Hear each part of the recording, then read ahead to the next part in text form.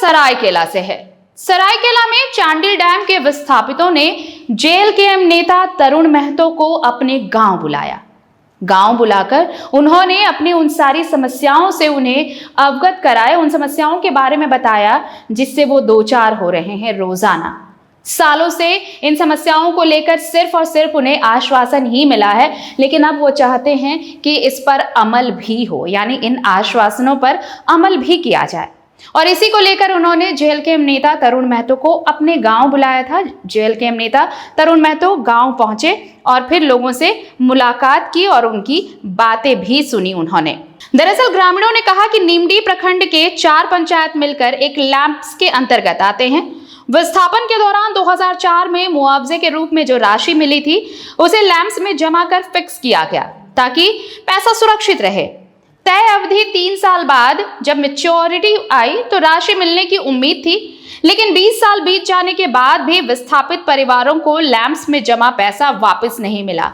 अब जरा सोचिए कि उस वक्त उन्हें जो पैसा मिला उन्होंने लैंप्स में वो पैसा जमा कर दिया, लेकिन जब 3 साल बाद वो पैसा मैच्योर हुआ, जब आप कहीं पर फिक्स कुछ करते हैं तो जब मैच्योरिटी टाइम आता है तो आप भी जाते हैं अपने पैसे लेने। वैसे ही ये लोग भी गए अपना पैसा क्लेम करने, लेकिन उन्हें आज तक वो पैसा नहीं मिला। अब तो 20 साल गुजर चुके हैं इंतजार करते करते। ग्रामीण कहते हैं कि विधायक, मंत्री और प्रशासनिक अधिकारियों से गुहार लगाने के बावजूद हर बार उन्हें निराशा ही हाथ लगी है। मजबूर होकर उन्होंने हाई कोर्ट का दरवाजा खटखटाया, जहां से राहत का आदेश भी मिला कि लैंप्स में जमा पैसा लौटाया जाए। इसके बावजूद लैंप्स अधिकारी और उच्च पदाधिकारी इस मामले को नजरअंदाज करते रहे। ग्रामीणों ने यह भी आरोप लगाया कि कई बिचौलियों ने पैसा लौटाने के नाम पर उनसे वसूली भी की और उन्हें ठग भी लिया। अब ये सोचिए कि कुछ बिचौलिए भी इसमें घुस आए। वो ये कहने लगे कि भाई आपका पैसा आ जाएगा, और इसी पैसे दिलाने के नाम पर उन्होंने उगाही कर ली। लेकिन बेचारे एक बार ठगे गए तो अब तक ठगे ही जा रहे हैं। अब तक उन्हें पैसा वापस नहीं मिला और अब आखिरकार विस्थापितों ने जेएलकेएम का सहारा लिया है। उन्हें एक उम्मीद नजर आई है कि शायद जेएलकेएम यानी जो इसके सुप्रीमो हैं जयराम महतो, वो विस्थापितों का मुद्दा, गरीब गुरबों का मुद्दा, थके हारों का मुद्दा अगर वो जोर शोर से उठाते हैं तो प्रशासन उनकी सुनता है। और यही उम्मीद लगाए उन्होंने जेएलकेएम नेता तरुण महतो को अपने गांव बुलाया और उनसे अपनी समस्याएं बांटी, साझा की। अब उन्हीं को ग्रामीणों का दर्द और पीड़ा, जब ग्रामीणों का दर्द सुना उन्होंने, तो तरुण महतो ने ये कहा है कि वो खुद विस्थापित परिवार से आते हैं, इसलिए वो इस दर्द को समझ सकते हैं। और उन्होंने ये भरोसा दिलाया है कि जितना संभव हो पाएगा इस मामले में उनकी मदद करना, पार्टी स्तर से और व्यक्तिगत स्तर से भी वो उनकी मदद करेंगे, यानी विस्थापितों की मदद करेंगे।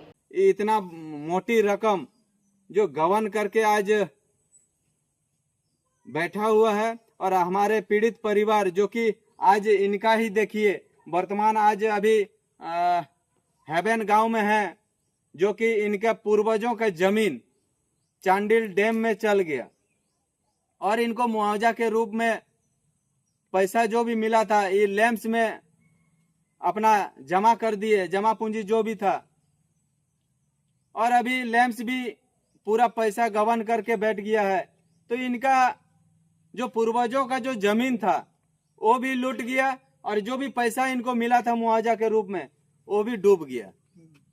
तो ये दर दर भटक रहे हैं, और ये 2004 की घटना है, और आज तक इन्होंने जिनको जिनको भी पकड़ा था, कोई नेता मंत्री सभी के पास गए हैं हमारे ग्रामीण, लेकिन आज तक इनका कोई गरीब का बात सुनने वाला नहीं है। आज हमारे वर्तमान में जो एमएलए मैडम हैं उनके पास भी ये लोग गए थे, जो एमपी महोदय हैं उनके पास भी गए थे, लेकिन अभी तक इनका कोई कार्रवाई सुनिश्चित नहीं हुआ है। लेकिन अभी हम लोग जेएलकेएम के परिवार के पास ये आज आया है, संज्ञान में लिया गया है, और हमारे वर्तमान जो डुमरी विधायक हैं उनको भी संज्ञान में दिया जाएगा, और इनका हम लोग भरपूर कोशिश करेंगे जो कि इनका पैसा जितना भी आज इनका डूबने के कगार पर है, हम लोग इसको जो भी है इनका अपना बनता है सरकार से मांग करेंगे कि इनको दोबारा इनका मूलधन और इनका जो भी इंटरेस्ट बनता है वो दिया जाए। आपका परिचय? तरुण महतो, केंद्रीय उपाध्यक्ष, सह ईचागढ़ पूर्व परितासी। बिहारी सिंह ले এখানে তো আমি বললি না এখন তো গাই কোন বিহারি সব টাকা খায় আর আমরা আনকাই নিজে নিজে কোন কোনে জনে ঝগড়া লাগে ওই ওদের সিংদের সঙ্গে লাগতে হবে বিহারি এটা সমাধান হবে না। বিধানসভায় যদি কোশ্চেন উঠাতে পারো, যদি সরকার ফান্ড দেয় তবেই পেমেন্ট না দাদাদের সঙ্গে কথা হইল যদি हमके 28 तारीख तक को যদি हमके और आगे যদি जानकारी দিয়ে থাকতে তো জয়রাম দাকে দিয়ে আমরা আজ উঠা করাই থাকতে বিধানসভায় এই কথা কিন্তু এখন শীতকালীন যে 17 চালু হবে তখন আমরা রোলে এই কথাটাকে শীতকালীন হবে। দেখো আমাদের টাকা যেমন হয় টাকা আমি আগে এমন আমরা লড়িব সাহেব একটা আছে কোনো নীতি একটা আছে নীতি সত্য মেরে আপনি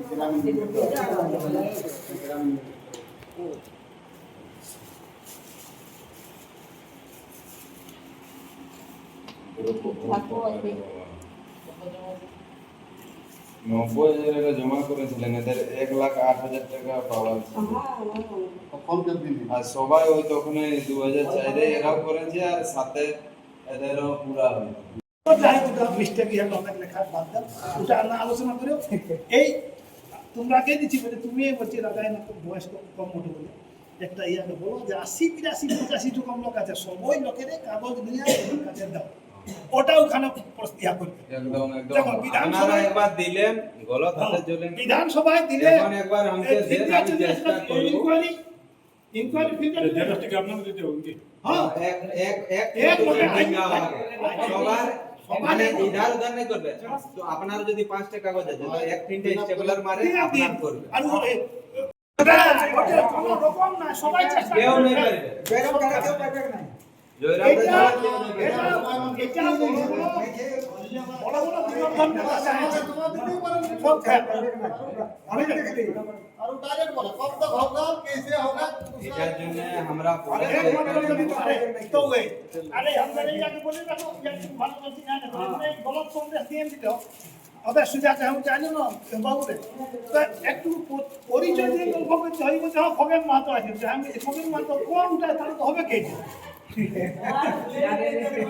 নামটাই ভুলে যায় আমার নাম হচ্ছে তরুণ মাহাতো বুঝলেন আমার নাম তরুণ মাহাতো যে জয়রাম দাস পাটিল এবারে আমি দাঁড়ায়ও ছিলি 42,000 हमके আপনাদের আশীর্বাদ মিলে যে 42,000 টাকা পাইছি আর গাইছি চাপ আন্দার বটে